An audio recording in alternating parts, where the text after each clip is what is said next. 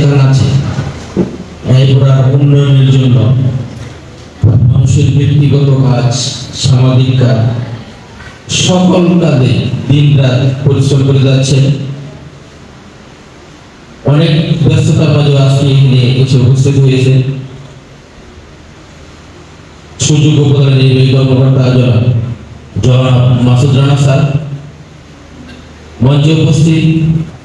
আমরা যেন আমাদের যে নৈতিক দায়িত্ব আছে, স্কুলে নির্দিষ্ট সময় যেতে হবে, ক্লাসগুলি সঠিকভাবে করতে হবে, স্কুলে আমার ক্লাসে সমস্ত ছাত্রছাত্রী উপস্থিত হয়েছে কিনা এই তদারকিগুলি নিজের দায়িত্ব মনে করে প্রত্যেকটা প্রতিষ্ঠানকে, প্রত্যেকটা শিক্ষক নিজের ঘর বা পরিবার মনে করতে হবে। আমি মনে করি ওই দায়িত্ব থেকে আপনারা সবসময় সজাগ থাকবেন এবং দায়িত্ব পালন করবেন সে অনুরোধ রাখছি।